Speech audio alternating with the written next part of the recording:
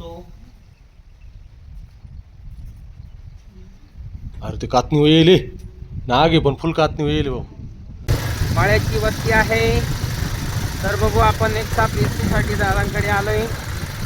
सुरुवातीला त्यांचा परिचय देऊ, नंतर रेस्क्यूला सुरुवात करणार आहे. नाव काय आपलं? मित्रांनो बघा, दर्शन दादा गाडे, गाव सिंदवड, मळ्याची वस्ती आहे. तर बघू त्यांच्याकडे एका विहिरीमध्ये कोणता साप आहे. व्हिडिओ नक्की शेवटपर्यंत बघा. आपण संपूर्ण माहिती त्या सापाबद्दल दिली जाईल.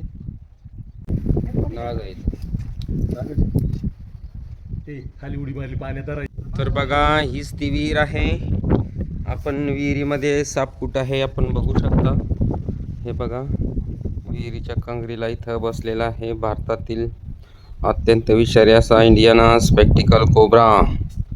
तर बघा, आपण काढल्यानंतर संपूर्ण माहिती भेटेल. हे दादा आहेत दर्शन गाडे. तर बघू, आपला इथं हात सुद्धा पुरू शकतो. बघा, आपण जिथं हात पुरत नाही तिथं या टॉंगचा वापर करतो. अरे ते कातनी येईल नाग आहे पण फुल कातनी येईल भाऊ. हे बघा, आपण सुरक्षितपणे विहिरीतून रेस्क्यू केलेला आहे.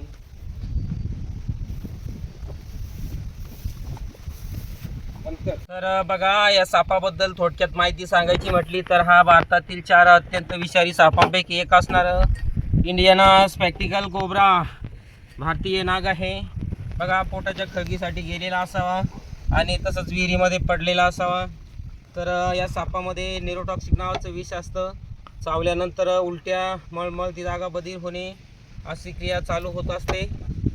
तर बघा, आपण अशा वेळी बाबा, भगत, तंत्रमंत्र अशा विद्येच्या कोणत्याही भानगडीत न जाता आपण इकडं तिकडं वेळ न घालवता आपला वेळ सरकारी दवाखान्यात जाण्यासाठी घालवा, जेणेकरून आपल्याला वेळेच्या अभावी पटकन उपचार होईल.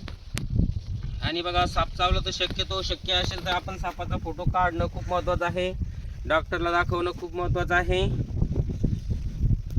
आणि बघा, या सापाचं आवडीचं खाद्य हे उंदीर, बेडूक असं आहे. उंदराच्या बेडकाच्या शोधात हा साप आपल्या घराच्या आसपास येऊ शकतो, म्हणून आपल्या घरात उंदरा असणार नाही याची पूर्णपणे काळजी घ्यावी.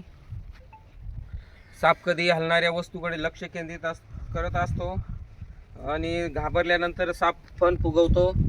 हे बघा, चेतावणी देतो की माझ्याजवळ येऊ नका, मी पण रागिष्ट आहे. तर या सापाबद्दल आपण फणीवर असणारी विविध चिन्हे साईडला स्क्रीनवर टाकणार आहे.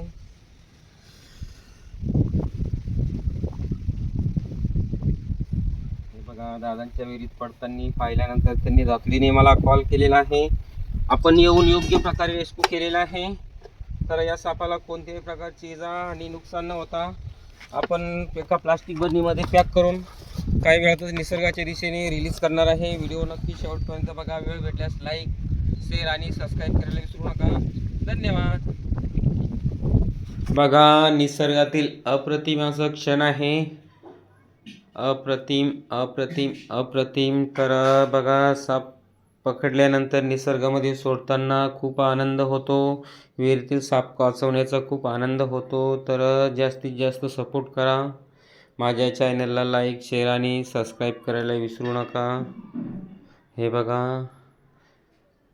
अप्रतिम क्षण आहे.